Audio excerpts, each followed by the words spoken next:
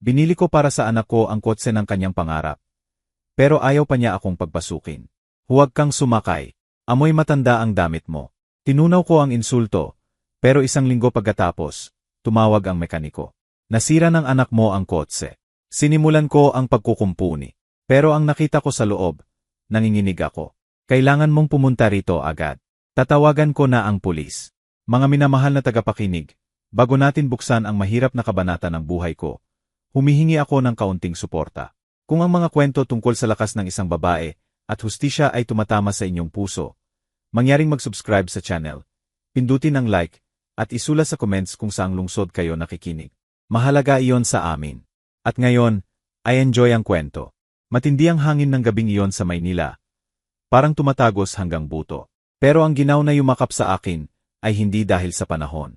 Nakatayo ako sa bangketa. Nanginginig ang buong katawan ko sa isang manipis na nakakadiri na panginginig. Sa harap ko, kumikinang sa ilalim ng ilaw ng kalye. Nakatayo ang cherry red na SUV.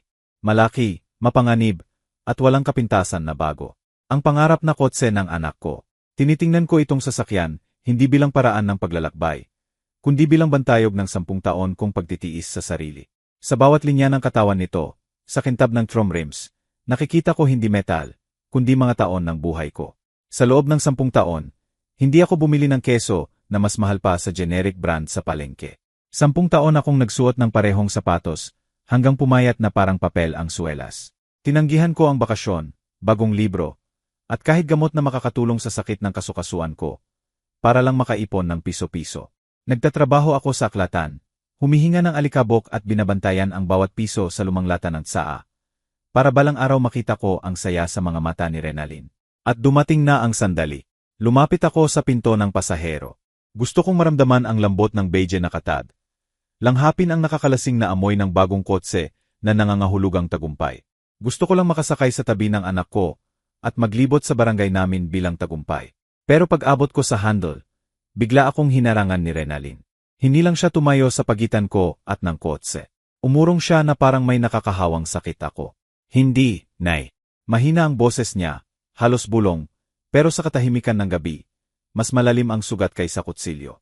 Mabilis siyang lumingon sa paligid, tinitingnan kung may kapitbahay o dumadaang nakakakita sa eksenang ito. Ang mga mata niya, dati malinaw, ngayon ay naningkit sa inis. Sumasakay ka sa jeep. Flat na sabi niya, huwag kang sumakay dito. Natigilan ako. Natigil ang hangin sa lalamunan ko.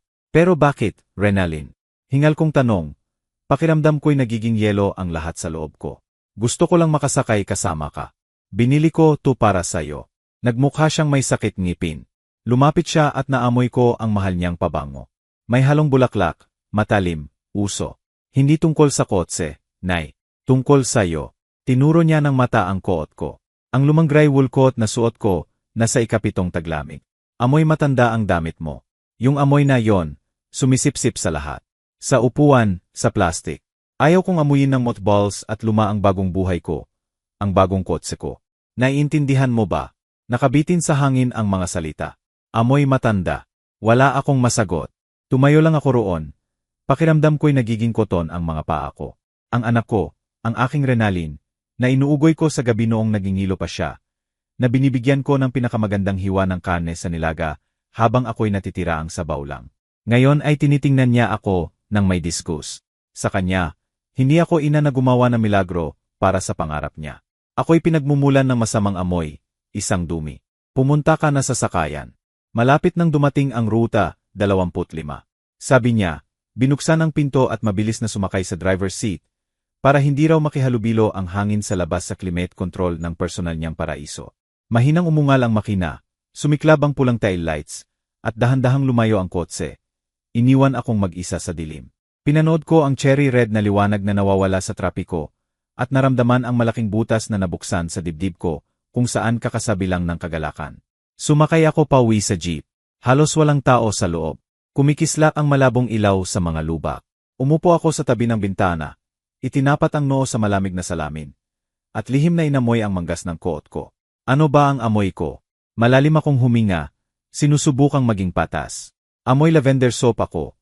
Ang pinakasimpleng sabon na binibili ko sa tindahan ng diskwento. Amoy lumang papel. Ang matamis na tuyong pabango ng mga aklat sa aklatan, kung saan ginugol ko ang buong buhay ko. Amoy gamot, valerian root at balm para sa likod ko. Hindi amoy matanda o dumi yon. Amoy matapat at mahirap na buhay yon. Amoy isang Pilipinang nakalimutan ang sarili para sa kapwa. Pero tinawag yon ni Renalyn na amoy matanda. At sa mundo niya, sa mundong desperado niyang pasukin, walang lugar para sa amoy na yon. Tinunaw ko ulit ang insulto. Mga ina tayo ay bihasa rito. Habang dahan-dahang tumatawid ang jeep sa tulay, nagsimula na akong maghanap ng dahilan para sa kanya. Bata pa siya. Kinakabahan siya. Malapit na ang engagement nila ni Julian. Gusto niyang maging perpekto. Hindi niya sinasadyang saktan ako. Sensitibo lang siya sa amoy. Kinumbinsi ko ang sarili ko. Inilagay ang mga pira-piraso ng dangal ko sa likod na drawer ng isip ko. Tulad ng ginawa ko ng daan-daang beses noon. Pero ang sumunod na linggo ay dumaan sa nakakabinging katahimikan. Walang tumawag ang telepono. Hindi nagpasalamat si Renalyn. Hindi tinanong kung nakauwi ba ako ng ligtas. At sa katahimikang iyon ng maliit kong apartment sa gitna ng mga istante ng libro, nagsimula mangyari ang isang kakilakilabot na bagay. Ang insultong nilunok ko ay hindi natunaw. Nagsimula itong magbago. Unay bigat, pagkatapos ay malamig at malinaw na pagkaunawa. Ang aking sakripisyo ay hindi gawa ng pag-ibig sa kanya. Ito'y karapatan niya. Ako'y isang yaman, at ako mismo'y nakakairitang karagdagan sa pitaka na ngayon. Pagkatapos maubos, naging pasanin na lang. 7 araw eksakto. Martes ng gabi. Nakaupo ako sa armchair ko na may hawak na libro ni James Baldwin. Sinusubukang magbasa pero malabo ang mga linya. Biglang nabasag ang katahimikan ng tunog ng lumang landline. Kinuha ko ang receiver. Angela Santos. Lalaking boses, magaspang, usok, pero may tensyon. Ako yon. Sino to? Sebastian Reyes ako. Mekaniko mula sa shop sa labas ng syudad. Tumigil siya at narinig ko ang mabigat niyang paghinga. Ang anak mo, Renalyn Santos. Nasira niya ang kotse. Nag-ikot ang mundo. Nahulog ang libro mula sa tuhod ko. Buhay ba siya? Nasaan siya? Sumigaw ang boses ko. Buhay, walang gasgas, mabilis na sabi ng mekaniko. Pero galit ang tono, hindi gaanong kaginhawahan. Bumangga sa guardrail, nasira ang harap, natakot, at tumakas. Iniwan niya ang kotse sa highway. Dinala ng tow truck dito, 1 oras na ang nakalipas.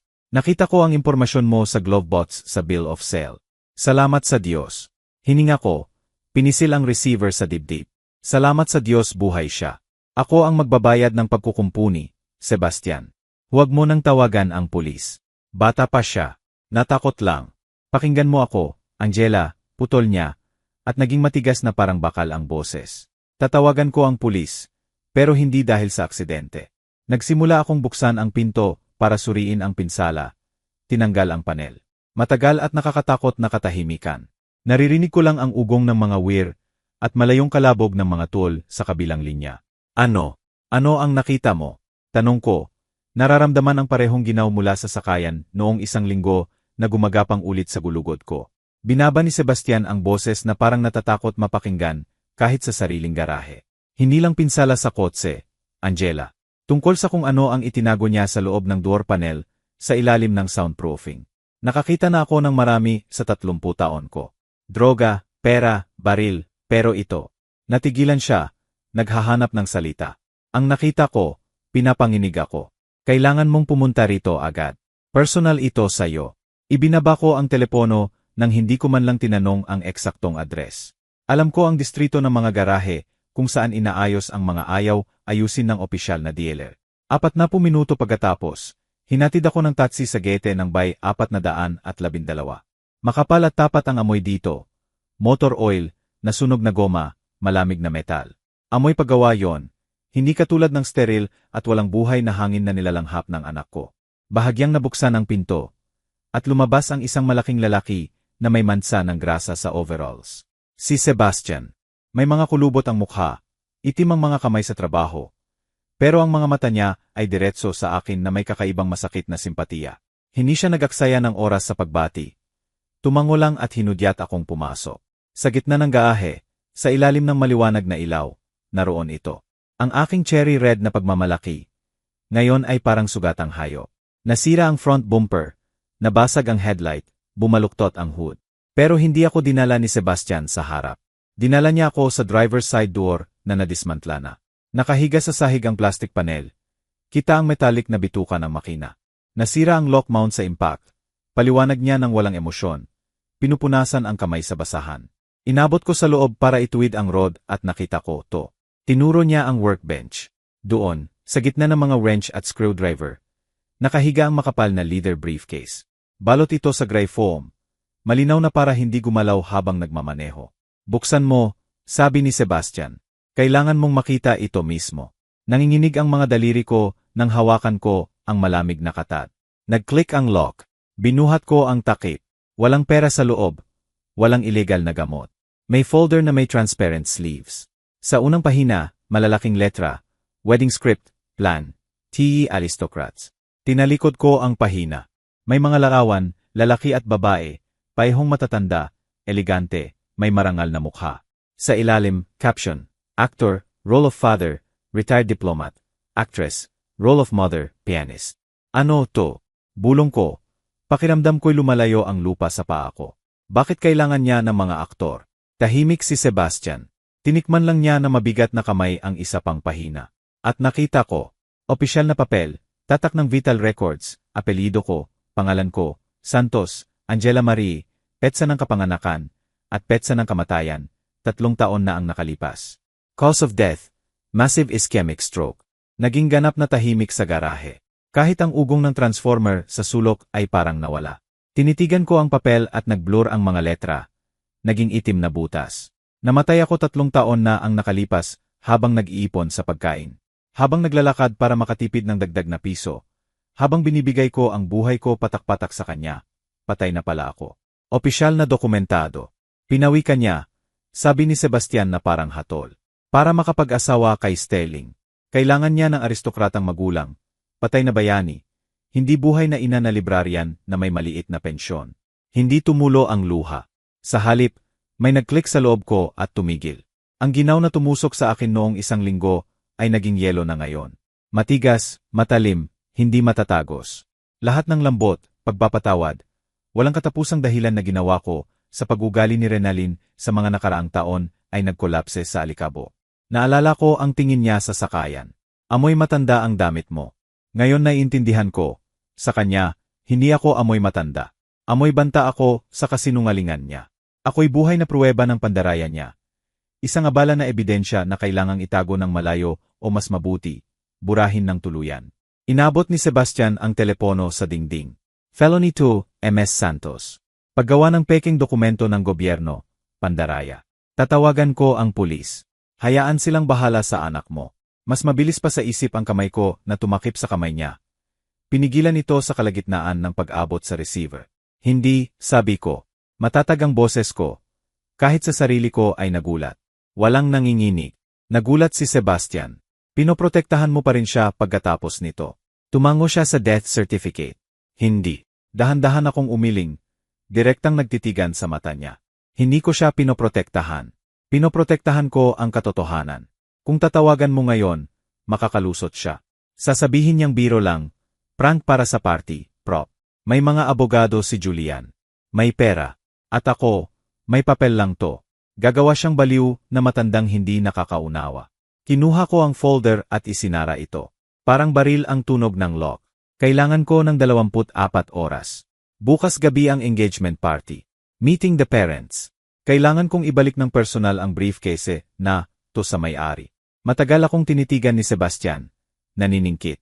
Nakita niya sa harap niya, hindi lang isang matandang babae na may lumangkot. Nakita niya ang iba. Isang taong bagong ipinanganak sa malamig na garahe sa mga guho ng puso niyang ina. Gusto mong pumunta roon? Tanong niya ng mahina. Sa pamilya Reyes. Gusto kong tingnan siya sa mata kapag nakita niya ang muling nabuhay na ina. Sagot ko. Ngumiti ang mekaniko. May kidlat ng respeto sa mata. Lumapit siya sa workbench, naghalughog sa drawer, at kinuha ang susi ng kotse. Kumikinang ang fob sa ilaw. Alam mo ba, itinapon niya sa hangin ang susi at sinalo. Naayos ko na ang bumper. Tinape ang headlight. Mukhang nakakatakot, parang tangke pagkatapos ng laban, pero buo ang chassis. Hindi tumutulo ang radiator. Inabot niya ang susi. Kung pupunta ka sa digmaan, Angela, hindi dapat sumakay sa jeep ang general. Kunin mo ang tangke na binayaran mo ng buhay mo. Kinuha ko ang susi. Malamig ang metal sa palad ko. Pero ang lamig na yon ang nagbigay sa akin ng lakas. Salamat, Sebastian. At isa pa, tumango siya sa briefcase. May iba pa sa folder. Ang script ng mga aktor. Basahin mo kapag may oras ka. Lalo na ang role ng ama. Tumango ako, niyakap ang briefcase sa dibdib, at lumakad patungo sa kotse. Naghihintay ang aking tangke. Nasira pero makapangyarihan pa rin, katulad ko. Umupo ako sa likod ng manibela, sa payhong beige, leather, na tinanggihan ako noong isang linggo. Wala na akong pakialam kung ano ang amoy ko. Ngayon, amoy hustisya ako. Sumagot ang makina sa mababang, malalim na ugong. Inilagay ko sa GR at pinalabas sa gabi patungo sa aking kamatayan at muling pagkabuhay. Pinarko ang kotse sa kapitbahay na bakuran sa pagitan ng dalawang lumang delivery truck para hindi mapansin ang nasirang hara. Pag-akya sa third floor apartment, hindi ko binuksan ang ilaw sa hallway. Kailangan kong masanay sa dilim. Pareho sa apartment at sa kaluluwa ko. Kakaupo ko lang sa armchair, inilagay ang briefcase sa tuhod, nang mag-vibrate ang telepono sa bulsa ng coat ko. Sumikat ang screen, baby girl. Noon, 1 linggo pa lang ang nakalipas. Ang pangalang yon ay nagpapabilis ng tibok ng puso ko sa saya. Ngayon, nanikip ito sa disgust. Pero alam kong kailangan kong sagutin. Kailangan kong gampanan ang papel ko habang ginagampanan niya ang sa kanya. Renalyn. Kamanghamanghang kalmado at malambot ang boses ko. Ang dating ugali ng pagprotekta sa kapayapaan niya ay automatikong gumana. Nay, hey, parang kampanilya ang boses niya. Matamis, mapagmahal, perpektong pek. Sorry at nawala ako. Alam mo namang sira ulo ang trabaho ngayon. Wala talagang oras para itaas ang ulo. Hindi niya binanggit ang aksidente. Walang salita tungkol sa nasirang kotse. Walang tungkol sa pag-iwan nito sa highway. Sigurado siyang nakaupo ang sasakyan sa ilang obscure shop. At ako, ang tangang matandang ina, nakaupo sa bahay at niniting ang medyas, walang hinala. Naiintindihan ko, anak, sagot ko. Tinitingnan ang folder na may death certificate sa harap ko. Mahalaga ang trabaho. Maayos ka ba? Sinusubukan, Nay. Sinusubukan. Theatrical na buntong hininga. Actually, yon nga ang dahilan ng tawag ko. May biglang medical expense. Sumakit ang ipin, kailangang gamutin agad, at hindi covered ng insurance. Madaling dumaloy ang mga kasinungalingan mula sa kanya. Natural na parang tubig. Naisip ko siya ngayon, malamang nakaupo sa trendy cafe. Umiinom ng latte, inaayos ang perpektong makyup, at niloloko ang inang inilibing na niya sa papel. Sinusubukan niyang pigain ang huling katas mula sa multo, bago tuluyang isara ang pinto sa nakaraan. Kawawa naman, simpatiya ko. Siyempre masakit ang ipin. Magkano ba ang kailangan mo? Kung matransfer mo, yung social security check mo na darating bukas, malaking tulong talaga. Isasauli ko lahat. Promise, cross my heart, pagdating ng bonus ko. Alam niya ang schedule ng check. Mas naalala niya ang petsa ng bayad kaysa kaarawan ko. Siyempre, Renalyn, sabi ko, at nanginginig ang boses ko, hindi sa awa, kundi sa pag-aunawa sa lalim ng kanyang sinisism. Pupunta ako sa bangko bukas ng umaga agad. Kumain ka ng mabuti. Sige, ikaw ang pinakamabest, mommy, chirp niya. Sige, kailangan ko ng tumakbo. Huwag kang tumawag mamaya ha. May migraine ako. Matutulog ako ng maaga. Matulog ka ng mahimbing, anak. Click. Hindi niya ako pinayagang tumawag dahil may dress rehearsal siya para sa bagong buhay niya ngayong gabi. Pakiramdam niya ligtas na ligtas siya. Sa mundo niya, ako'y walang pinsalang matandang senil. Isang yaman na magagamit at itatapon. Hindi niya maisip na ang yaman na yon ay nakaupo sa dilim. Hawak ang blueprint ng paggawasak niya. Inilagay ko ang telepono at binuksan ang desk lamp. Bumagsak ang liwanag sa leather briefcase. Sabi ni Sebastian tingnan ang script, lalo na ang role ng ama. Binuksan ko ang folder. Makasinsin at mamahaling papel ang mga pahina. Scene 1, pagbati sa bisita. Ama, alias Alexander E. Kensington, diplomat, reserve na bumabati sa groom. Binabanggit ang mga taon ng serbisyo sa embassy sa Vienna. Marangal ang pag-ugali, bahagyang mayabang. Ina, alias Elizabeth A. Kensington. Pinapanatili ang usapan tungkol sa classical music. Nagrereklamo sa modern art. Nakalakip sa ibaba ang profile ng aktor na inaprubahan para sa role ng ama. Itim at puti ang laawan, propesyonal.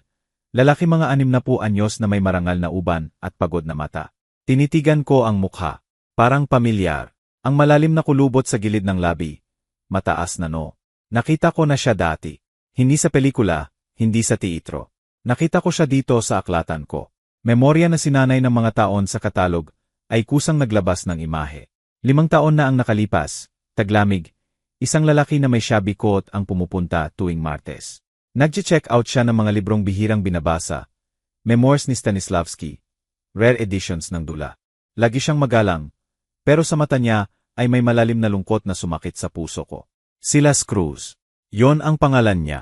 Aktor mula sa local drama theater na natanggal noong budget cut. Nawala ang lahat noon. Trabaho, kwarto sa boarding house. Pumupunta siya sa aklatan hindi lang para sa libro, kundi para lang makapag-init.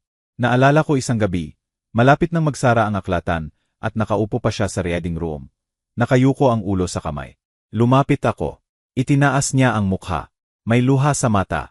Inamin niyang wala siyang pupuntahan. 2 araw nang hindi kumakain. Sinira ko ang lahat ng rules noon. Pinatulog ko siya sa supli room sa lumang sofa. Nagdala ko ng sopa sa dermos at biskwit mula sa bahay. At kinabukasan binigyan ko siya ng pera para sa boss papuntang susunod na probinsya kung saan nakatira ang tiyahin niya. Hinawakan niya ang mga kamay ko, hinalikan, at sinabi, "Hindi ko makakalimutan to, MS Santos. Iniligtas mo ang buhay ko." At ngayon, si Silas Cruz, ang lalaking minsan kong pinakain at pinainit, ang gaganap bilang asawa ko. Bilang ama na nahihiya sa sariling anak, o mas tamang sabihin, ama sa anak na nahihiya sa akin. Nakakatakot na ironi ang pattern ng tadhana. Hinaplos ko ng daliri ang larawan. Si Silas, pumayag siya sa kasinungalingang to. Siguradong dahil sa kahirapan. Ang pera para sa role na, to ay pwedeng pakainin siya ng mga buwan. Alam ba niyang kaninong kamatayan ang kumpirmasyon niya sa presensya? Walang tunay na pangalan ko sa script. Puro fictional Kensingtons. Karamihan sa kanya, isa lang itong gig, kakaibang whim ng mayamang dalaga. Pero kilala niya ako. Naalala niya ako. Sigurado ako. Nagsimulang mabuo ang plano sa isip ko. Risky, baliw, pero yon lang ang tanging pagkakataon na hindi lang ma-expose ang kasinungalingan, kundi gawin ito nang matutunan ni Renalyn ang leksyon habang buhay. Isinara ko ang folder. Nawala na ang takot. Malamig na determinasyon na lang ang natira. Bukas gabi sa restaurant, The Gilded Lily. May mangyayaring performance, pero hindi na ako ang direktor, ni hindi rin si Renalyn. Tumayo ako at lumakad sa closet. Itinulak ko ang mga hanger ng pang-araw-araw na damit. Sa pinakamalayong sulok, sa loob ng garment bag, nakasabit ito. Ang aking battle flag, dark green velvet dress, haba hanggang sahig. 30 taon na ito. Tinahi ko para sa jubilee ng asawa ko. Pero ang velvet ay hindi tumatanda kung tunay, katulad ng dangal. Kinuha ko ito, inalog. Mabigat at marangal ang kaluskos ng tela. Bukas, susuotin ko ito. Bukas, pupunta ako sa sarili kong libing para muling mabuhay. Kinabukasan ng gabi, sinalubong ako ng pinong ulan. Pero hindi ko napansin. Nakatayo ako sa harap ng salamin. Binubutons ang huling butons sa cuff ng dark green velvet dress. Perpektong kasya, na para bang tumigil ang oras dito, 30 taon na ang nakalipas. Yumakap ng mahigpit ang tela sa katawan ko. Itinago ang edad at pinatindi ang kustura na kahit 10 taon ng pagtitipid ay hindi maibababa. Hindi ako tumawag ng taxi sa harap ng pinto. Ayaw kong makita ng kapitbahay ako ng ganito. Masyadong dressed up.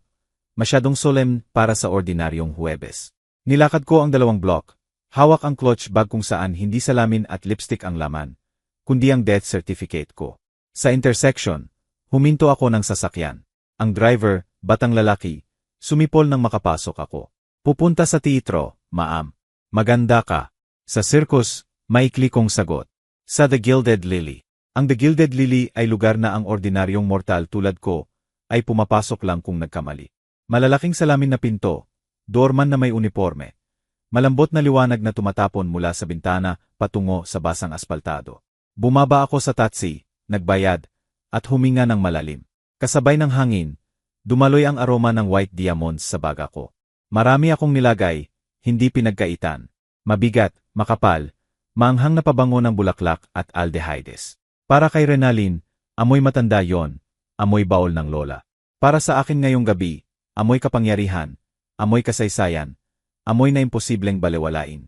Pinupuno nito ang espasyo, nagdedeklara, nandito ako. Buhay ako. Hinarangan ako ng doorman, tinitingnan ang damit ko. Luma ito, pero walang kapintasan, at naguguluhan siya. May reservation po ba kayo? Tanong niya ng magalang pero pagod. Ako ang koordinator ng special program para sa banquet ng Pamilya Reyes. Hinihintay nila ako. Nahuli ako sa props. Parang mag-expel ang pangalang Reyes. Umurong siya. Binuksan ang mabigat na oak door. Pumasok ako sa lobby. Naputol ang ingay ng syudad. Pinalitan ito ng mahinang piano music at kalampag ng kristal. Alam ko kung saan ang EI room. Minsan ipinagyabang ni Renalyn na nirentahan nila ang Imperial Lounge. Lumagpas ako sa kotse nang hindi ko tanggalin ang coat, na para bang akin ang lugar, at naglakad sa carpeted corridor. Bahagyang nakabukas ang pinto ng hall. Tumigil ako sa anino ng malaking haligi para huminga at suriin ang sitwasyon. Maganda ang hall. Stock ko, ginto, malaking chandelier na kumikinang sa libu-libong ilaw. Sa gitna, round table na may snow white tablecloth. 4 na tao ang nakaupo. Si Renalyn ay nakatalikod sa akin. Pero nakilala ko sa tensyon ng postura at sa pagkakapit niya sa stem ng wing glass.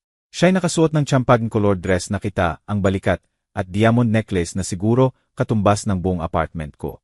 Sa tabi niya si Julian, bata, guwapo, may open at bahagyang naive na mukha. Tinitingnan niya si Renalyn ng may pagsamba. Hindi alam na katabi niya ang tsemera. Sa tapat nila ang mga magulang. Ang babae, ang aktres, masyadong A sa role. Masyadong madalas ang pagdampot ng labi sa napkin. Masyadong affected ang paghawak sa fork. Pero si Silas Cruz, mukhang pinapahirapan. Maluwag ang tutsedo. Paulit-ulit niyang inaayos ang bawti, at halos hindi itinaas ang tingin mula sa plato. Narinig ko ang boses ni Renalyn. May peke na kalungkutan. Kamanghamanghang babae si Mama, pianist, competition laureate. Pangarap niyang makita ang araw na to, pero stroke. Bigla ang nangyari. 3 taon na at hindi pa rin nawawala ang sakit. Tinakpan ni Julian ang kamay niya. Nakakalungkot, Renalyn. Sigurado akong ipinagmamalaki ka niya. Masaya siyang malaman na nasa magandang pamilya ka. Sumali ang aktres na ina. Pinupunasan ang tuyong mata. Ako at si Alexander, tumango kay Silas. Palaging alam na deserve ng anak namin ang pinakamabuti. Tahimik si Silas. Inabot ang baso ng tubig at nakita ko ang nanginginig na kamay. Tumalsik ang tubig sa gilid. Ingat, darling, bulong ng asawa. Sinipa sa ilalim ng mesa. Nakita ko yon. Pagkatapos, mas malakas. Nagdadalamhati pa rin si Alexander sa pagkawala ng kapatid niya. Lumalaki ang kasinungalingan na parang snowball. Pinupuno ang buong espasyo ng kwarto. Physically sick ako. Ang anak ko ay inililibing ako ng buhay. Dinidilig ang libingan ko ng matamis na sirup ng hypocrisy at pinipilit ang mga estranghero na makibahagi sa farce na to. Dumating na ang oras. Tinanggal ko ang coat at isinabit sa braso ng waiter na dumadaan na may tray. Nagulat siya, pero nauna na akong lumakad sa liwanag. Hindi ako tumakbo, hindi sumigaw. Dahan-dahan akong pumasok sa hall, makinis, tulad ng malaking barkong pumapasok sa daungan. Matamlay na tumunog ang takong sa parkwet, pero walang lumingon. Lahat ay absorbed sa toast. Sa memorya ni Angela Kensington, pahayag ni Julian, itinaas ang baso. Magandang toast, malakas kong sabi. Malinaw na tumalbog ang boses ko sa mataas na kisam. Napabalikwas ang 4 at lumingon. Natigilan si Renalyn. Nagtagilid ang baso sa kamay niya, at tumulo ang patak ng pulang alak sa snow white tablecloth. Kumalat na parang mansa ng dugo. Ang mukha niya, rosas at buhay kanina, agad na naging abo. Bumuka ang bibig sa tahimik na sigaw. Nahulog ni Silas Cruz ang fork. Tumunog ito sa plato, at sa biglaang katahimikan, parang nakakabingi ang tunog. Nakilala niya ako. Nakita ko sa paglaki ng mata, sa pag-upo niyang pabalik sa upuan. Lumapit ako. Tumigil mga 2 metro mula sa mesa. Diretso sa ilalim ng liwanag ng chandelier. Sinipsip ng green velvet dress ko ang liwanag. Ginagawa akong madilim na monolith sa gitna ng kanilang makikinang na selebrasyon. Hindi ko tiningnan si Renalyn. Tiningnan ko ang waiter na natigilan sa dingding.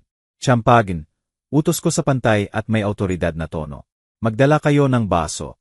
Gusto kong uminom sa memorya ni Angela Santos, isang babaeng, kakaiba man, nakatayo ngayon sa harap ninyo. Nauuhaw, pero hindi sa stroke. Naging makapal ang katahimikan na parang pwede nang hiwain ng kutsilyo. Nagpalipat-lipat ng tingin si Julian mula sa akin patungo kay Renalyn. Tapos sa mga magulang. Sino to? Mahinang tanong niya. Pero sa katahimikan, parang kulog ang tanong. Biglang nagising si Renalyn sa stupor. Tumayo siya, natumba ang upuan. Ang banggaan ay nagbreak sa pagkahilo. Ito'y wala, sigaw niya. At wala ng aristocratic tone ang boses. Panik lang ng tindera na nahuli sa pagnanakaw. Julian, huwag kang makinig sa kanya. Ito'y dating yaya ko lang. Dumiretso siya sa akin. Sinusubukang itago ako sa katawan niya mula sa fan. Umalis ka na. Bulong niya sa mukha ko. May laway pa. Lumabas ka rito, baliw. Security. Nasaan ang security? Lumilingon siya kay Julian. Nagliliparan ang mata. May dementia siya, darling. Matanda at may sakit. Trabaho niya sa amin noon pa. Naguguluhan na siya sa realidad. Akala niya ina niya ako. Tingnan mo siya. Amoy mothballs. Hindi ako gumalaw, hinayaan siyang mabulunan sa sariling kasinungalingan. Ang amoy ng white diamonds ay pumalibot sa amin. At nakita ko ang pagmukha ni Julian. Hindi sa amoy, kundi sa histerya ng faience. Yaya, tanong niya, nakakunot. Pero sinabi mo, gobernesa mula France ang nagpalaki sa'yo. Pero bago noon, noong bata pa, baliw siya. Julian, tawagan mo ang pulis. Ipahatid siya sa asilom. Dahan-dahan kong inilipat ang tingin kay Silas. Nakaupo siya. Nakakapit ng mahigpit sa mesa na puti na ang mga buko. Pawis sa noo. Tinitingnan ako ng may takot at pakiusap. Lumapit ako. Nilampasan si Renalyn na parang walang laman siya at lumapit sa mesa.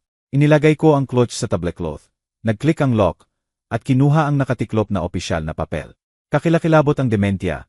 Renalyn, mahinang sabi ko, diretso sa mata. Nawawala nito ang memorya. Pero ang peking dokumento ay nawawala ang kinabukasan. Krimen yon. Binuksan ko ang death certificate at inilagay sa tabi ng plato ni Julian sa malinis na napkin. Ano to? Bulong ni Julian. Kinuha ang papel. Huwag mong hawakan. Sigaw ni Renalyn. Sinusubukang agawin. Pek yan. Sa computer lang print. Gusto niya ng pera. Blackmailer siya. Inilayo ni Julian ang kamay. Hindi pinayagang makuha ang dokumento. Binasa niya ang mga linya. Santos, Angela Marie, petsa ng kamatayan. Itinaas niya ang mata sa akin. Puno ng hindi pagkaunawa at unti-unting takot. Pero ikaw, nakatayo ka rito. Nakatayo. Tumango ako. At nakikita mo, buhay na buhay. Pero ang faience mo ay inilibing ako 3 taon na ang nakalipas para maging aristocratic orphan. Kasalanan yan. Hindi na sumisigaw si Renalyn. Umiiyak na siya. Papa, sabihin mo sa kanya. Sabihin mo. Baliw na yaya lang yan. Dumiretso siya kay Silas. Hinawakan ang manggas ng tutsedo. Inalog.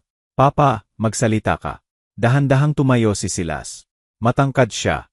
At ngayon, pagkatapos ituwid ang likod, bigla na siyang hindi na mukhang kahina-hinala. Inalis niya ang kamay ni Renalyn sa balikat ng may disgust. Tiningnan niya ito, tapos ako. Nagbago ang mata niya. Nawala ang takot. Pinalitan ng dating lungkot na nakita ko sa aklatan. Pero ngayon may resolusyon. Hindi ko kaya, malungkot niyang sabi. Ano ang hindi mo kaya? Galit na bulong ni Renalyn. Nakuha mo na ang pera. Gawin mo ang trabaho mo. Humiling si sila sa kwarto, kay Julian, sa mga natigilan na waiter. Hindi ko kaya to, malakas at malinaw niyang sabi. Ang boses ng aktor, sinanay sa entablado, pinuno ang hall. Kilala ko ang babaeng to. Hindi siya yaya. Si Angela Santos ito, ang librarian. 5 taon na ang nakalipas, iniligtas niya ako sa gutom. Binigyan niya ako na matutuluyan ng iwan na ako ng lahat. Tinuruan niya akong magbasa ng Baldwin, hindi sa mata, kundi sa puso. Tumigil siya, at sa katahimikan, narinig ang kalampag ng kutsara sa tasa ng isang tao. Hindi siya baliw at tiyak na hindi patay. At ako, tinanggal niya ang bawti at itinapon sa mesa. Hindi ako diplomat na si Kensington. Ako'y failed actor, Silas Cruz. At nahihiya ako. Sobrang nahihiya na makibahagi sa sirkus na to. Bigat at hindi na mababawi ang mga salita ni Silas. Tulad ng nahulog na kurtina. Natigilan si Renalyn na nakabuka ang bibig. Nakaabot pa rin ang kamay sa pwesto kung saan naroon kanina ang braso ng ama. Completely cracked ang aristocratic mask. Kita sa ilalim ang nakakaawa, takot at masama. Lasing ka, sigaw niya, umaatras mula kay Silas. Nagsasalita ka ng kalokohan, Julian. Lasing lang yan. Sinabi ko sa'yo, hindi dapat tayo mag-imbita ng kamag-anak mula sa probinsya. Natigilan siya, realizing the slip, pero huli na. Dahan-dahang tumayo si Julian. Ang mukha niya, dati malambot at nakangiti, naging bato. Hindi siya tumitingin kay Renalyn, kundi sa papel na hawak pa rin niya. Ang death certificate ko. Nag-imbita. Ulit niya ng mahina. Sinabi mong nag-imbita. Dumiretso si Renalyn sa kanya. Sinusubukang yakapin. Tingnan sa mata. Gamitin ang lahat ng charm na gumana ng perpekto sa nakaraang taon. Bobby, Nagkamali lang ako ng sabi. Shock ako. Ang baliw na to at ang lasing na to nagkaisa. Gusto nilang sirain ang selebrasyon natin. Palisin mo sila. Pakiusap. Kumapit siya sa lapel ng jacket. Ang kuko na may perpektong manicure ay tumusok sa mamahaling tela. Pero hindi gumalaw si Julian, parang bato. Dahan-dahan pero matatag niyang inalis ang mga daliri at itinulak palayo. Huwag mo akong hawakan, sabi niya. Walang galit sa boses, malamig na disgust lang. Gusto kong marinig siya. Humiling siya sa akin. Sinabi mong ikaw ang ina niya. Tunay na ina. Julian, kalmado kong sagot. Pinanganak ko siya 26 taon na ang nakalipas sa City Hospital No. 4. Pinalaki ko siyang mag-isa. 2 trabaho ako para makapag-aral siya sa universidad. Ipinagbili ko ang bahay bakasyunan ng mga magulang ko para sa English courses niya. At nagtipid ako ng 10 taon para mabili ang kotse na sinira niya noong 1 linggo. Sinira. Nagkunot si Julian. Sinabi niya, nasa dealership para sa maintenance. Sinira niya at iniwan sa highway. At sa loob ng door panel, itinago niya ang dokumentong to at ang script na ginagamit natin ngayon. Suminghal si Renalyn na parang pusang nasulok. Tumahimik ka. Tumahimik ka. Bakit ka dumating? Bakit mo sinisira ang buhay ko? Humiling siya sa akin at nakita ko ang tunay na galit sa mata. Hindi inis, hindi hiya, kundi itim na makapal na puot. Tingnan mo ang sarili mo, sigaw niya, itinuro ako. Kaawa-awa ka. Amoy alikabok at kahirapan. Binibilang mo ang piso buong buhay mo. Nagsuot ka ng basahan. Gusto kong makawala sa lusak na to. Gusto kong mabuhay ng maganda, marangal. At ikaw, anchor ka. Hinila mo ako pababa. Sinubukan kong protektahan si Julian mula sa kahihiyan na to. Mula sa iyo. Natigilan ang hall.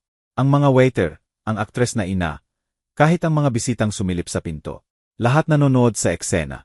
Pinakinggan ko ang sigaw niya at naramdaman ang kakaibang kapayapaan. Nawala ang sakit.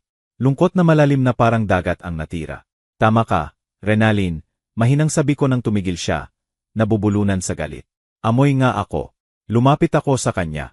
Napaatras siya pero hindi umurong. Amoy alikabok ng aklatan dahil ang alikabok na yon ang nagbayad ng diploma mo. Amoy murang sabon dahil binili ko ang mahal na shampoo para sa'yo.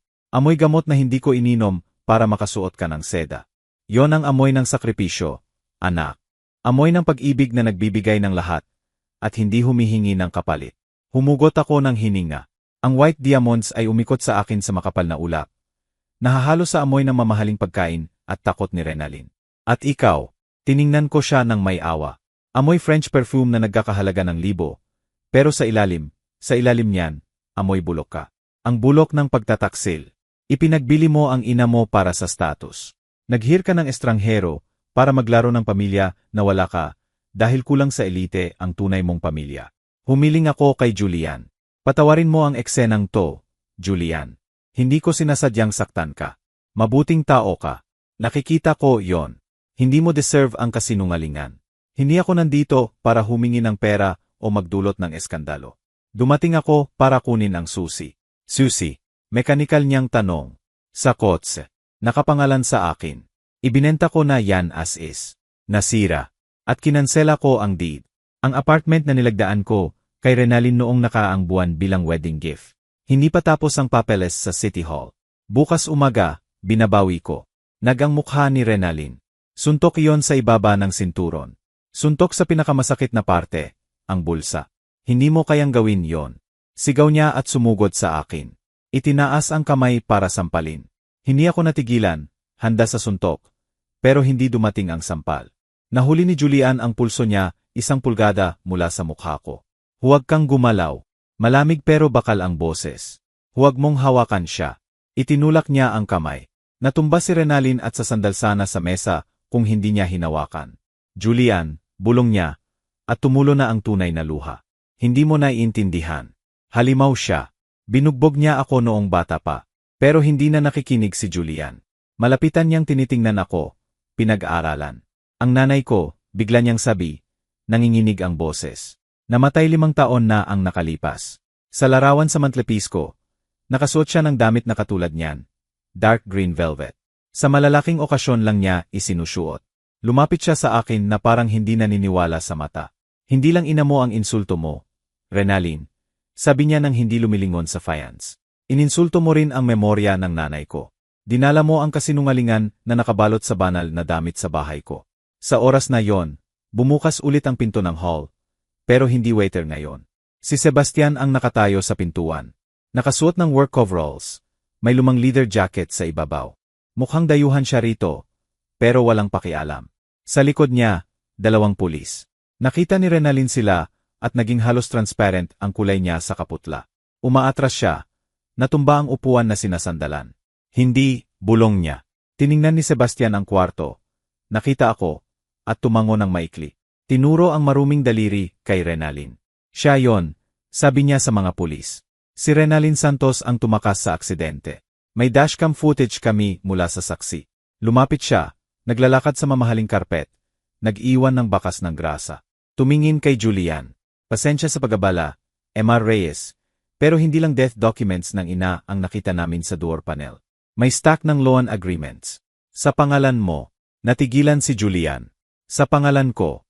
Peking pirma, pero tama ang passport data mo.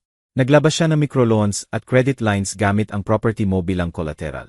Mukhang ang kasal ang magtatakip, pero nagbukas si Sebastian ng kamay. Minadali ng dalaga. Lumapit ang pulis kay Renalyn. Sumandal siya sa dingding.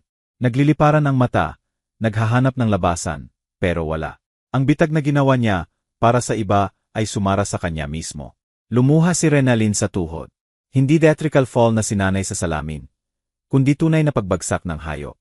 Tumanggi ang mga paa. Tinakpan ang mukha ng kamay at umiyak, tumba-tumba. Hindi totoo yan. Sigaw niya sa hagulgol. Julian, sinungaling sila. Kasalanan niya lahat. Siya ang nagpilit sa akin. Tinanggal ang kamay sa mukha at gumapang patungo kay Julian. Hinawakan ang laylayan ng pantalon.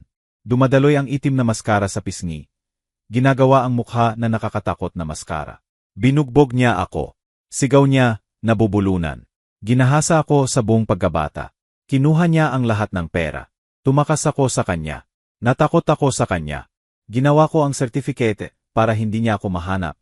Para protektahan tayo. Iligtas mo ako, Julian. Halimaw siya. Sandaling katahimikan sa hall. Makapangyarihang sandata ang luha ng bata at magandang babae. Kahit ang pulis ay nagdalawang isip, nagpapalitan ng tingin. Tumingin si Julian sa kanya, at may kidlat ng duda sa mata. Mapanganibang awa. Kayang magdilim ang isip, kahit sa harap ng halata. Hindi ako gumalaw. Alam kong sasabihin niya to. Last room card niya, para gawing biktima ang berdugo. Tiningnan ko ang lumang Timex sa pulso. Sa sira na strap. Tama sa oras, bulong ko. Bumukas ulit ang pinto, at pumasok ang isa pang tao. Hindi pulis o saksi. Bata na lalaki na may salamin, may laptop sa ilalim ng braso. Assistant ni Sebastian na nakita ko sa garahe. Tahimik siyang lumapit sa mesa, binuksan ang laptop, at itinapat ang screen kay Julian. Pasensya, awkward niyang sabi. Sabi ni boss ipakita to. Na-cover namin ang files mula sa dashcam. May audio. Lumitaw ang imahe sa screen, view mula sa loob ng kotse, hood, kalsada, at boses ni Renalyn. Nagsasalita siya sa speakerphone. Wala akong pakialam sa matandang hag. Lanka. Masigla at sinikal ang boses mula sa speaker. Bibili ako ng one-way ticket papuntang nursing home pag nakuha ko na ang singsing. Hayaan siyang mabulok doon kasama ng mga libro. At si Julian ang magtatakip ng loans. Hindi niya mapapansin. Gago kasi yon. Dapat mong makita. Naniniwala sa bawat salita ko. Sinabi ko na mga count ang ancestors ko o ano. Natunaw siya. Kailangan lang makarating sa kasal at magiging legal wife ako at hindi na siya alis. Tawa, malupit, matagumpay na tawa. Pagkatapos, tunog ng banggaan, paggiling ng metal at katahimikan. Natapos ang recording. Naging tahimik ang kwarto na naririnig ko ang tibok ng puso ko. Nawala ang duda sa mata ni Julian. Pumuti ang mukha niya na parang tiyal. Dahan-dahan siyang umatras mula kay Renalyn na parang makamandag na ahas. Gago. Ano? Mahinang tanong niya. Tumigil si Renalyn sa pag-iyak. Naintindihan niyang tapos na ang laro. Mabilis na natanggal ang victim mask katulad ng aristocratic mask. Tumayo siya mula sa tuhod, pinagpag ang damit, at tiningnan si Julian ng may malamig na galit. Gago. Spot niya. Ikaw at ang pamilya mong snob. Hindi mo ako titingnan kung alam mong anak ako ng librarian mula sa projects. Kailangan mo ng pedigree. Binigyan kita ng pedigree. Sumunod ako sa rules mo. Humiling siya sa akin. Walang remorse sa mata. Galit lang ng natalong manlalaro. At ikaw, bulong niya. Sinira mo lahat. Lagi mong sinisira ang lahat sa kahirapan mo. Katuwiran mo, mukha mong malungkot. Mas mabuti kung talagang namatay ka na. Lumapit ang pulis sa kanya. Isa sa kanila ang kinuha ang handcuffs. Renalyn Santos, ikaw ay inaresto sa hinalang fraud sa malaking halaga at forgery ng dokumento. Sumama ka sa amin. Nag-click ang metal sa manipis niyang pulso. Ang malamig na tunog ay tumalbog sa gintong stok ko ng kisam. Hindi lumaban si Renalyn. Itinaas ang baba ng mayabang. Pero nanginginig ang kamay. Pagdaan sa tabi ko, tumigil siya saglit. Galit ako sa'yo, bulong ng labi lang. Tiningnan ko siya. Ang anak ko, ang maliit kong babae na tinuruan kong maglakad, na inalagaan sa bulutong, na binasahan ng fairy tales sa gabi. Saan ako nagkamali sa sandali nang maging bato ang puso niya? Alam ko, mahinang sagot ko. Mabigat na pasanin yan, Renalyn. Mas mabigat ang galit kaysa pag-ibig. Ngayon, ikaw na ang magdadala niyan.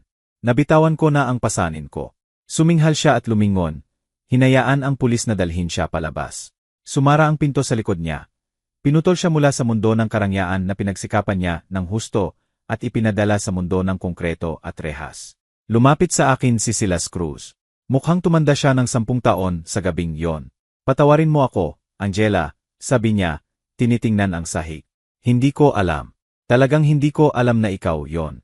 Akala ko, walang sama ng loob, Silas. Hinawakan ko ang kamay niya. Ginawa mo ayon sa konsensya mo. Yon ang pinakamahalaga. Umalis ka na. Wala ka nang ginagawa rito. Tumango siya, pinisil ang kamay ko ng may pasasalamat. At mabilis na umalis. Kahit hindi lumingon sa mesa ng pagkain.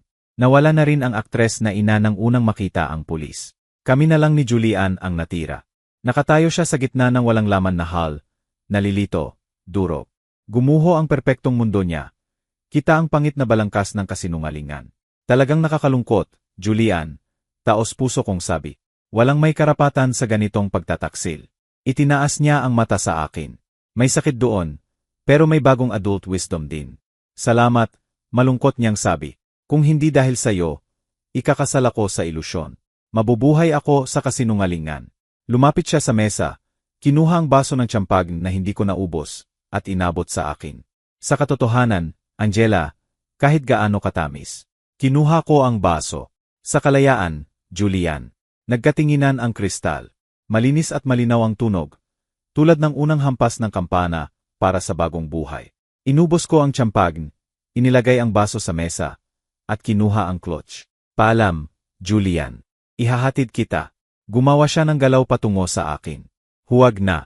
Ngumiti ako sa kanya sa unang pagkakataon ng gabing yon. Tunay. Naghihinday ang tangke ko at ang mekaniko ko. Lumabas ako ng The Gilded Lily patungo sa malamig na gabi. Tumigil na ang ulan. Sariwa at malinis ang hangin. Naghihintay si Sebastian sa lumang pickup niya. Nakapark sa tabi ng battered SUV ko. Nagyoyosi siya, tinitingnan ang bituin. Pagkakita sa akin, itinapon ang sigarilyo at dinurog sa bota. Kumusta, General? Tanong niya nang may pilantik ng ngiti. Tapos na ang digmaan. Tapos na, Sebastian, sagot ko. Pakiramdam ko'y may bumabagsak na bundok mula sa balikat. Nanalo tayo. Saan na tayo? Sa bahay. Tiningnan ko ang cherry red na kotse.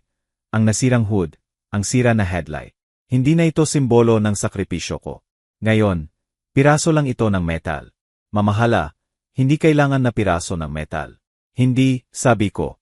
Bukas, ibebenta natin ang kotse na to. Pero ngayon, ihatid mo ako sa aklatan. Gusto kong makasama ang mga libro. Hindi sila nagsisinungaling. Tumango ng tahimik si Sebastian. Binuksan ang pinto ng lumang truck para sa akin, at umalis kami. Lumutang ang Maynila sa gabi sa labas ng bintana sa malabong ilaw. Pero hindi ko tiningnan ang syudad. Tinitingnan ko ang loob ko. Sinusubukang unawain kung ano ang nararamdaman ng taong kamakailan lang ay nagpadala ng sariling anak sa kulungan gamit ang sariling kamay. Inaasahan ko ang sakit, pagluha ng puso. Pero sa halip, walang laman, tahimik, nakakaringi. Stale na walang laman tulad ng operating room pagkatapos ng malaking operasyon at nailabas na ang pasyente. Natanggal na ang bukol. Tiempo na lang ang natira. Tahimik at malikabok sa aklatan. Ang amoy na kinamumuhian ni Renalyn ngayon ay parang pinakamamahal sa mundo sa akin. Doon ako nagpalipas ng gabi, Nakaupo sa armchair sa pagitan ng mga istante. Nag-ayos ng lumang index cards. Humihinga lang ng hangin na yon. Sa umaga, alam ko na kung ano ang gagawin ko. Ang susunod na 3 buwan ay lumipas na parang isang araw. Nagtatagpo sa kulay abong blur ng bureaucracy at pagbabago. Una, ibinenta ko ang kotse. Ang buyer, flipper na may madaling mata, matagal na nag-click ang dila. Tinitingnan ang pinsala at sinusubukang ibaba ang presyo sa katawa-tawa. Kailangan palitan ng bumper, i-pull ang hood, deployed ang airbags, bulong niya, sinipa ang gulong. Kalahati lang ng market value ang ibibigay ko. Out of respect sa edad mo. Final na ang presyo, putol ko. Kunin mo o iwan. Nasa glove compartment ang service book. 200k mileage. Brand new ang engine. Hindi ito kalawang. Halos bago to na may history. Binili niya. Ang pera, mabigat na stock ng bayarin, pumunta sa bag ko. Noon, itatago ko yan sa ilalim ng kutson. Ipunin para sa ulan na araw para kay Renalyn paglayan niya. Pero tapos na ang noon.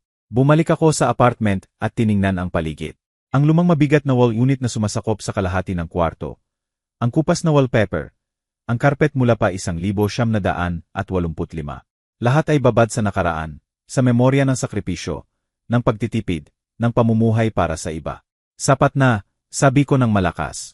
Kinabukasan, naghira ko ng crew ng manggagawa. Ilabas ninyo lahat, utos ko.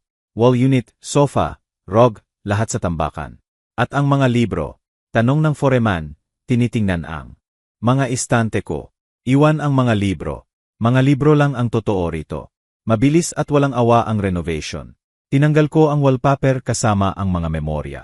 Pininturahan ko ang dingding sa light, mainit na kulay, kulay ng gatas na niluto, kulay ng umaga. Bumili ako ng light, modernong muebles, walang mabigat na kabinet, walang dust collector. Hangin. Kailangan ko ng hangin.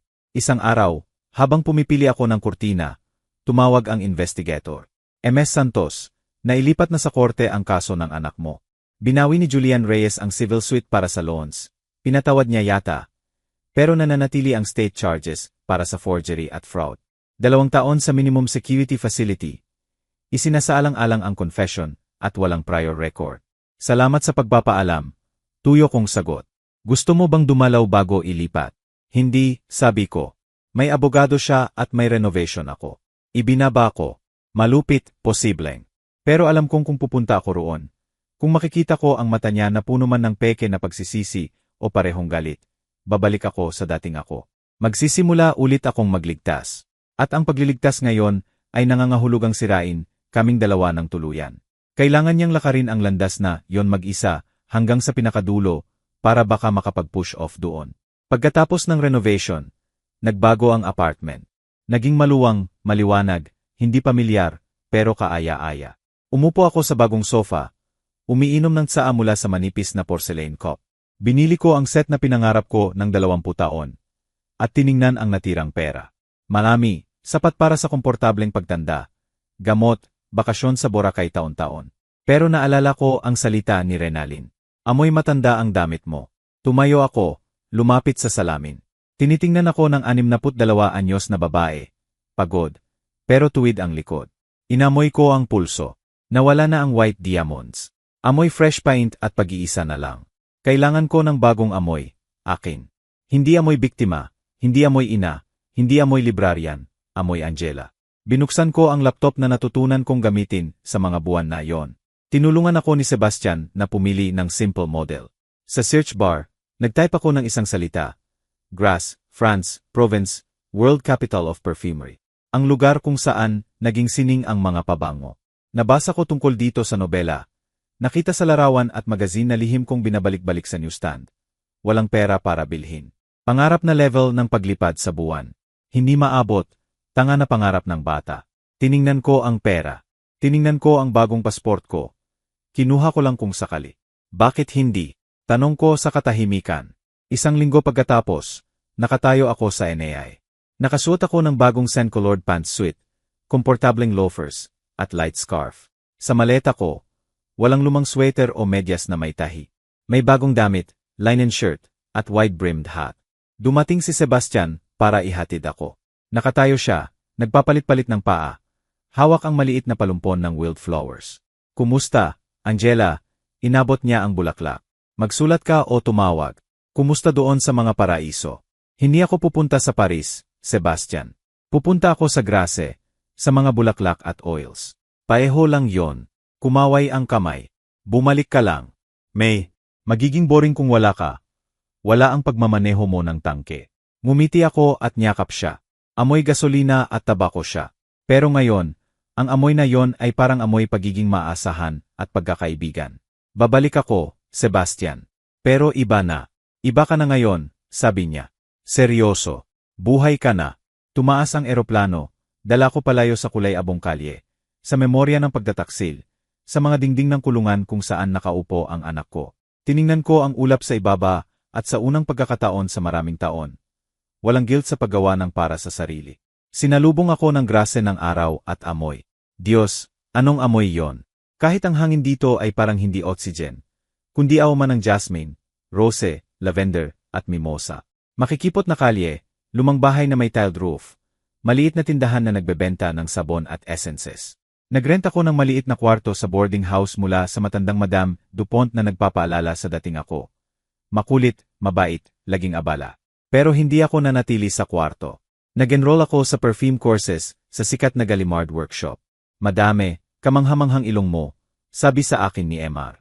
Bertrand, matandang perfumer na may gray mustache na parang brush, sa pangalawang klase. Nakikilala mo ang nuances na hindi naririnig ng mga bata. Naramdaman mo ang kaluluwa ng pabango. Matagal lang akong nabuhay sa mundong kung saan mas nagsasalita ang amoy kaysa salita.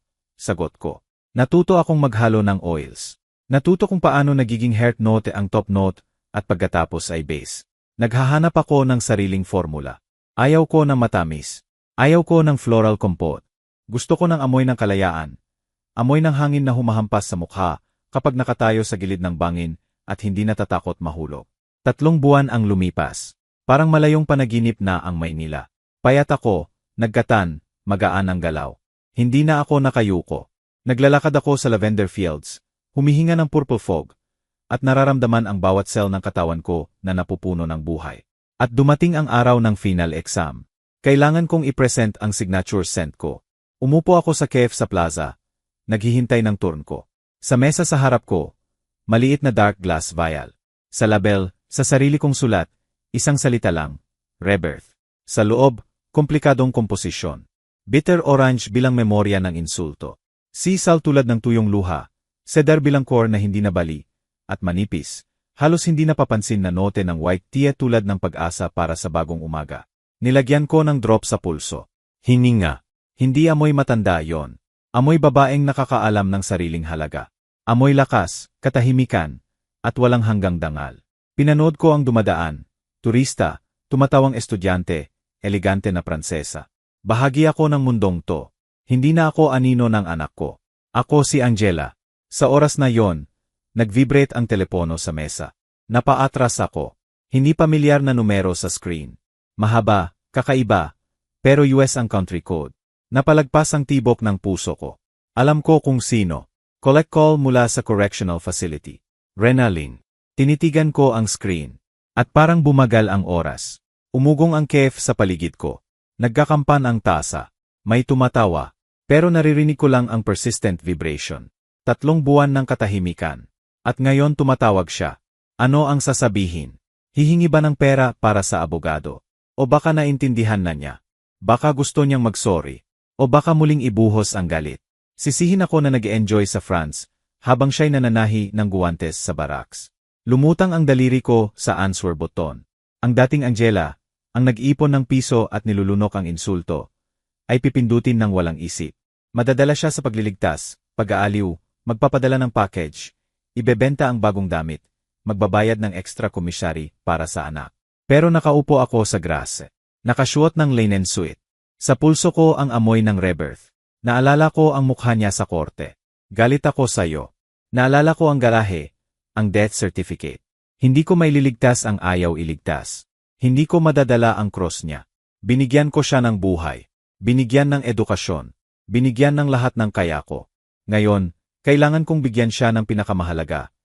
Responsibilidad sa sariling aksyon. Patuloy na nag-vibrate ang telepono. Humihingi ng atensyon. Humihingi ng pagbabalik sa nakaraan. Dahan-dahan akong huminga. Hindi, mahinang sabi ko. Hinawakan ng daliri ko ang red decline button. Nagdilim ang screen. Tumigil ang vibration. Kinuha ko ang bote ng pabango. Nag-spray sa hangin sa harap ko. At lumakad sa ulap na yon. Bitter orange, salt, cedar, tea. Huminga ako ng buo. Malinis ang hangin. Malaya ako. Sa unang pagkakataon sa buhay ko, pinili ko ang sarili ko. Tumigil ang telepono, pero nararamdaman pa rin ng kamay ko ang phantom vibration. Tulad ng etyo ng lindol na natapos ng hindi sinira ang bagong mundo ko. Ang itim na screen ay sumasalamin sa maliwanag na langit ng province at sa mukha ko. Kalmado, walang anino ng guilt na sanay akong isuot na parang balat. Inilagay ko ang telepono sa sunwarm table sa tabi ng pabango. May gusto pa po ba si Madam? Ang boses ng waiter ay nag-pull out sa akin mula sa trance. Batang lalaki na may ngiti na walang condescension. Profesional na kagandahang loob at French lightness lang. Tiningnan ko siya. Noon, maguguluhan ako, magbibilang ng sukli sa pitaka. Natatakot na mukhang hindi sapat na mayaman o masyadong gastador. Isipin ko, ang kape na to ay katumbas ng 5 kilong bigas. Pero ngayon, ngumiti lang ako pabalik. Wala na, Pierre. Ang bill, pakiusap. Kumuha ko ng bill mula sa purse at inilagay sa saucer. Hindi naghihintay ng sukli. Pera yon mula sa ibinenta na kotse. Yung hindi ako pinayagang sumakay. Ngayon, binibili nito, hindi bagay kundi sandali. Mga sandali ng katahimikan, at karapatang hindi sagutin ang telepono. Lumabas ako ng cave patungo sa cobblestone street ng grass. Nasa zenith ang araw, binabaha ng gintong liwanag ang syudad. Sa paligid ko, amoy hated stone, cypress, at malayong, halos hindi napapansin na amoy dagat. Dahan-dahan akong naglakad. Nararamdaman ang linen fabric ng pantalon na humahaplos sa balat sa bawat hakbang. Magaan. Hindi ko kayang ilarawan ang gaan. Dumaan ang grupo ng turista. Sa kanila, may matandang babae na humihila ng mabigat na maleta sa gulong. At sa tabi niya, batang babae na nakabaon sa cellphone, hindi man lang tinulungan. Humihina ang paghinga ng matanda, pinupunasan ang pawis sa noo, pero tahimik. Tumigil ako. Sumakit ang puso ko sa dating awa. Gusto kong lumapit, tulungan, sabihin sa batang babae na kunin ang maldita na maleta. Pero pinigilan ko ang sarili. Hindi yon ang laban ko, at hindi yon ang maleta ko. Natapos ko na ang pagdadala ng sa akin, hanggang final station, at iniwan doon. Lumiko ako sa makipot na eskinita, patungo sa observation deck. Ngayon, siguro tinitingnan ni Renalyn ang telepono sa selda, o sa hallway ng block. Nakikinig sa dial tone na naging katahimikan. Siguro galit siya, o umiyak o sinisumpa ako. Pero sa unang pagkakataon sa buhay ko, hindi yon ang problema ko. Ang pagtanggi ko ay hindi revenge. Ito ang huling leksyon na maibibigay ko sa kanya. Ang pinakamahalagang leksyon, may hangganan ang bawat tao, at ang pag-ibig ay hindi pagkaalipin. Lumabas ako sa parapet. Sa ibaba, liblib na lambak na natatakpan ng karpet ng bulaklak at ubasan. Hinampas ng hangin ang mukha ko. Ginulo ang buhok ko na ngayon ay noble chestnut shade na, hindi na nakatago sa gray scarf. Dinala ko ang pulso sa mukha, at hininga ang amoy ko. Rebirth. Tama si Renalyn. Ganap na tama. Ang amoy na tinawag niyang amoy matanda ng may galit. Hindi amoy edad yon. Ang matanda ay maaring amoy ginhawa, karunungan, mainit na tinapay. Ang naamoy niya sa akin noon sa tabi ng kotse ay amoy takot. Amoy babaeng nakalimutan kung sino siya. Amoy walang katapusang pagtitipid sa sarili. Amoy labada na mas pinahahalagahan kaysa sa sariling kamay. Amoy biktima. At talagang nakakadiri yon. Pero dito sa ibabaw ng burol, hinahampas ng hangin ng France, iba na ang amoy ko. Amoy asin dahil natuto akong pagalingin ang sugat, hindi himayin. Amoy bitter orange dahil tinanggap ko ang pait ng buhay bilang kinakailangang bahagi ng lasa nito. Amoy cedar dahil may gulugod na ako. Isinara ko ang mata. Sa malayong Amerika, nananatili ang aking nasirang cherry red na pangarap. Walang laman na apartment. At anak ko na may mahabang daan pa para mahanap ang sarili. Hindi ko alam kung lalakarin niya yon. Hindi ko alam kung tatawag siya pagkalipas ng 2 taon paglaya niya. Hindi ko alam kung sasagutin ko. Pero isang bagay ang alam ko. Hindi na ako bibili ng one-way ticket para sa iba kung wala akong upuan sa tren na yon. Binuksan ko ang mata at tiningnan ang abot-tanaw kung saan nagkita ang langit at lupa sa walang hanggang asul. Nandito ako, mahinang sabi ko, hindi sa sinuman partikular kundi sa universo mismo. Ako si Angela at nagsisimula pa lang akong mabuhay. Lumiko ako at lumakad balayo sa bangin pabalik sa syudad kung saan naghihintay ang lesson sa solid perfume at evening walk. Hollow ang tunog ng mga hakbang ko sa cobblestones. Mga hakbang yon ng malayang babae. Mga minamahal na tagapakinig. Dito na nagtatapos ang kwento ni Angela Santos. Kwento ng sakripisyo na naging lason at pagtataksil na naging lunas. Hindi madaling daan mula sa kahihiyan sa gabi ng kalye hanggang sa maaraw na umaga sa province. At ngayon, habang lumilipat ang huling pahina, gusto kong itanong sa inyo, ano ang gagawin ninyo? Tama ba si Angela sa pagpindot sa decline button? Pagkatapos ng lahat, tinuruan tayo na ang puso ng ina ay dapat magpatawad sa lahat. Na ang ina ay eternal donor, handang magbigay ng huling patak ng dugo. Pero saan ang linya kung saan ang sakripisyo ay naging kasabwat sa kasamaan? Ang tigas ba ni Angela ang tanging paraan para iligtas ang natira sa kaluluwa niya?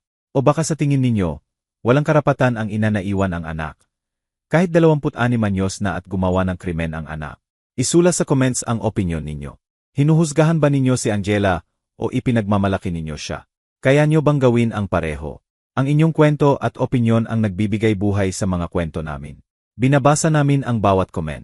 Kung naantig kayo sa kwentong ito, kung nag-isip kayo tungkol sa relasyon ninyo, sa mahal sa buhay o sa sariling halaga, mangyaring suportahan ang channel.